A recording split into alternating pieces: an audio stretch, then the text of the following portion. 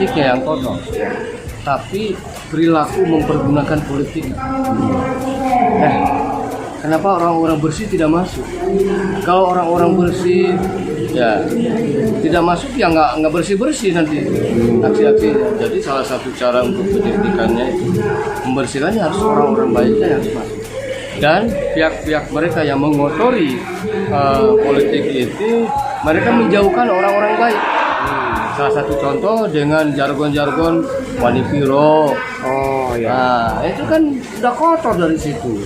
Sementara orang-orang yang punya potensial, orang-orangnya baik karena nggak punya materi atau karena kejujurannya tidak mau bermain di politik, karena itu tidak dilarang oleh agama, maka dia nggak masuk.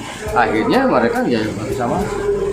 Kenapa sekarang fenomena banyaknya partai berlabel Islam semakin Ya itu memang ada yang memang benar-benar murni sebagai partai Islam, ada yang hanya menjual label Islam.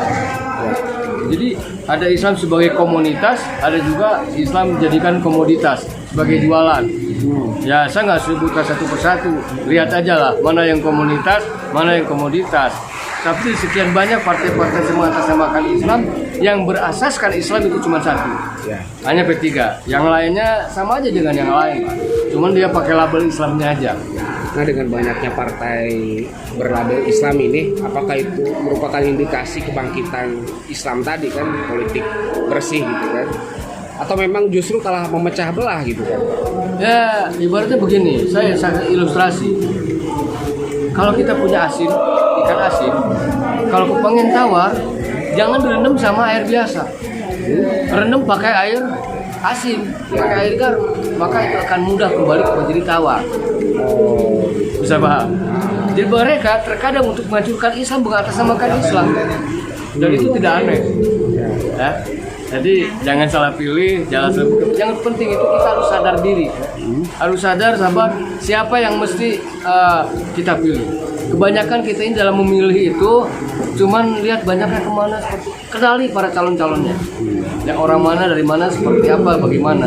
Ya, jangan mentang-mentang dia bisa baca Fatihah, jangan mentang-mentang dia suka tahlil dan sebagainya, dia belum tentu mewakili Islam. Terus mengenai isu nasional Pak, koalisi Golkar, P3, PAN apakah sudah permanen itu Pak? Belum ya? Belum. Oh masih. Dan koalisi itu tidak hanya go presiden, tetapi juga koalisi dalam arti secara politis di parlemen. Contoh mengenai kemarin kan agak ramai itu antara 5% dengan 7%. Itu kan blok-blokan, itu juga koalisi, akhirnya yang jadi 4%. Ya bukan 5 lagi, bukan 7 tapi malah 4. Itu juga terjadi koalisi. Jadi koalisi ini diartikan bukan sekedar capres, nggak apa-apa ya. Itu dalam artian yang luas. Jadi koalisi dalam segi trik-trik berpolitiknya. Terus Pak, optimisme Pak Kiai ya, optimisme terhadap P3 ke depan gimana nih Pak? Saya sangat-sangat optimis ya, karena P3 ini sudah tempat jatuh bangunnya minta ampun dari dulu, dipecahin, dikebukin, tapi masih juga kelar. Bahkan kemarin kita sudah benar-benar babak belur, masih juga ada. Ditambah lagi khusus dari Jawa Barat, saya ada 12.000 cabang pesantren itu Buddha yang berkumpul dengan Amida. Itu semua diharapkan tiap dapil di Jawa Barat ini untuk daerah, provinsi ataupun pusat diharapkan ada calon-calon dari Amida. Jadi para kiai-kiai ini akan one color istilahnya, satu warna untuk berada di Partai Persatuan Pembangunan. Bukan berarti kita menegatifkan yang lain ya. Masa harus memilih? Kalau kita milih dua kan nggak boleh, nggak bisa, jadinya nggak jadi. Kita harus pilih satu. Khusus untuk Kuningan Pak, optimisme seperti apa? Saya sangat optimis ya. Untuk Kuningan ya? Optimis. Buktinya apa? Dari awal 3 sekarang menjadi 4. Dan itu saat-saat P3 transisi. Ya, saat malah provinsi jatuh dari 9 menjadi 3. Kuningan dari 3 malah naik 4. Jadi saya untuk Kuningan sangat-sangat optimis. Kebetulan juga Hamidah di Kuningan ini hampir tiap kecamatan setidaknya ada 1 cabang pesantren itu udah. Oh di Kuningan ada ya. Terus terhadap kepemimpinan Pak Toto nih Pak, Dr. Toto.